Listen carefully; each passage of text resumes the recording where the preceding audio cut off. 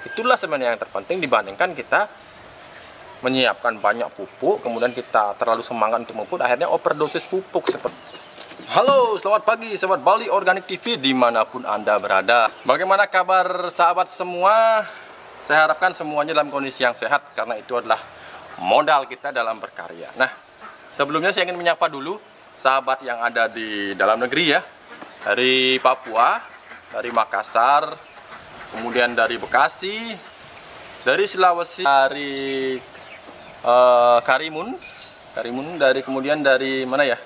Waduh, saya sampai tidak bisa menyebutkan lagi karena banyak sekali sahabat yang kemarin konsultasi atau saling sharing pengalaman di kolom komentar seperti itu. Juga untuk sahabat yang berada di Malaysia, sahabatku dari Malaysia, apa kabar?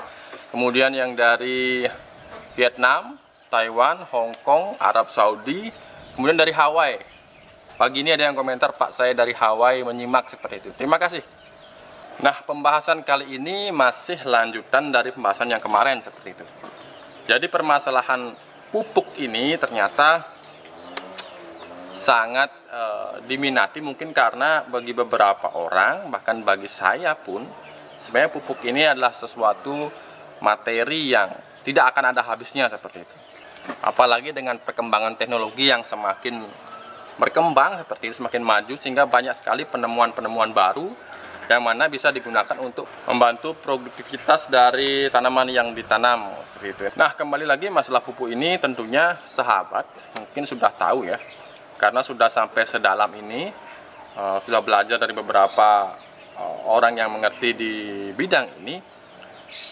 Mengenai pupuk, tentu saja kita bedakan menjadi pupuk sintetis dan pupuk organik seperti itu. Pupuk adalah sebagai penyedia unsur hara bagi tanaman seperti itu. Nah, kemudian pupuk itu juga kita bisa bagi menjadi dua golongan, yaitu pupuk makro dan pupuk mikro seperti itu. Nah, sebenarnya makro pun itu ada dua jenis juga, jadi ada makro primer juga makro sekunder seperti itu. Nah, saya tidak akan menjelaskan sampai ke sana ya, karena ini materi bakal tanda kutip banyak yang bilang materi seperti ini bertele-tele gitu. Jadi saya akan jelaskan mengenai seperti apa sih cara pemupukan yang baik seperti itu. Nah, terutama di pemupukan secara organik seperti itu. Nah, sebenarnya begini ya, ini satu hal yang ingin saya tekankan dan ingin saya berikan pesan. Banyak dari kita, termasuk saya sendiri di masa lalu, selalu berpikir bahwa untuk menghasilkan tanaman yang bagus, produktif, saya harus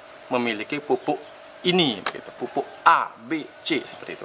Nah, sebenarnya setelah kita pelajari, setelah kita berdasarkan pengalaman, kita membesarkan tanaman kita, di sana akan ketemu ternyata yang paling penting justru sebenarnya adalah kualitas dari pohon atau tanaman itu sendiri seperti itu. Nah, kualitas tanaman itu sendiri tentu saja di sini bergantung dari kualitas kita sejak benih, persemaian, kemudian perawatan pasca persemaian. Nah, di sini sangat bergantung dari seperti apa penyerapan yang dilakukan oleh daerah perakaran seperti itu. Sama seperti kita manusia, ada teman saya yang bertanya, "Beli, saya udah makan banyak loh, udah makan multivitamin semuanya, protein dan lain sebagainya, tapi kok saya nggak gemuk-gemuk, badan saya nggak bagus-bagus seperti itu."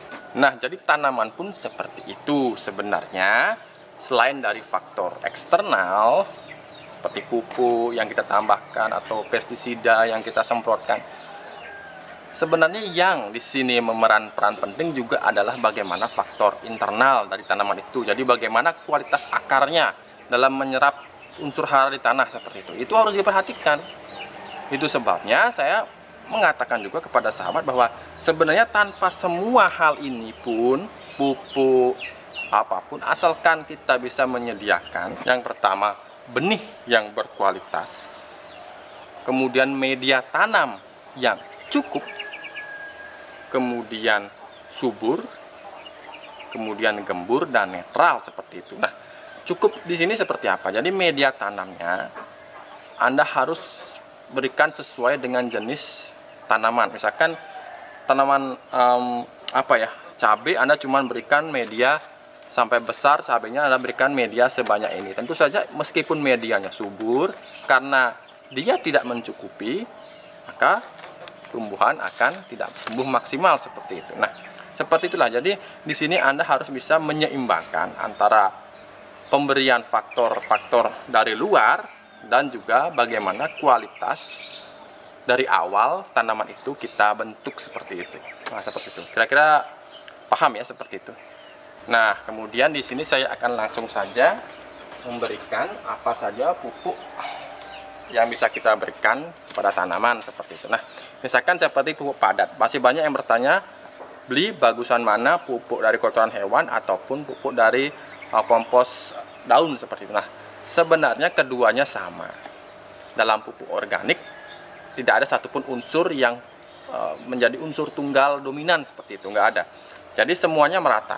Itulah pupuk organik. Jadi nggak seperti pupuk sintetis yang mana di sini ada pupuk tunggal, kemudian ada pupuk majemuk seperti itu. Nah, di pupuk organik dari yang saya tahu berdasarkan pengalaman saya, semua kandungannya itu hampir ada seperti itu, maupun makro ataupun mikro seperti itu. Nah, tidak ada satupun unsur yang terlalu dominan salah satu seperti itu. Nah, itulah bagusnya dari pupuk organik.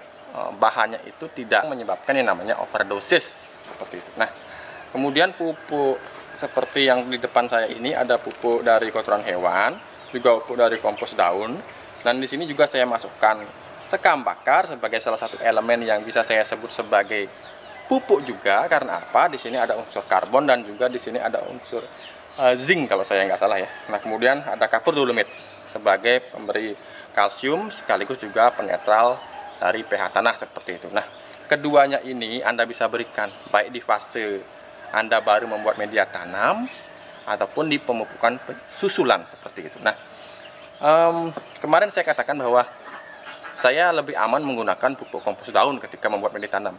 Nah, itu pengalaman saya di masa lalu. Jadi ketika saya belum mahir membuat yang namanya pupuk kotoran hewan seperti itu. Karena resikonya memang kalau ini belum sampai benar-benar matang difermentasi, ya sifatnya masih panas seperti itu dan bisa membuat pertumbuhan tidak maksimal, bisa menguning, bisa terhambat atau kerdil seperti itu bisa aja. Tapi kalau kompos daun memang resikonya itu lebih kecil, meskipun dia masih setengah matang, tapi tidak akan mampu merusak daerah perakaran, memberikan gas metana yang tinggi kepada daerah perakaran itu rasanya tidak bisa seperti itu. Nah, dan kita sekarang ke pembahasan pupuk cair, ya, pupuk cair organik atau POC seperti itu. Nah, masih banyak yang bingung mengenai POC dan MOL ini. Sebenarnya kalau dari unsur suku katanya Anda sudah bisa mereka-reka artinya apa. MOL mikroorganisme lokal, POC pupuk organik cair. Jadi pupuk organik cair ini adalah pupuk seperti itu. Jadi pupuk berarti ini adalah cairan yang mengandung unsur hara yang kita berikan kepada tanaman seperti itu. Nah, mikroorganisme lokal tentu saja mikroorganisme yang kita kembangkan begitu dari pemberian bahan-bahan yang menjadi tempat tumbuh kembangnya mikroorganisme. Kemudian setelah tumbuh mikroorganisme, MOL ini bisa kita gunakan sebagai aktivator untuk membuat POC seperti itu.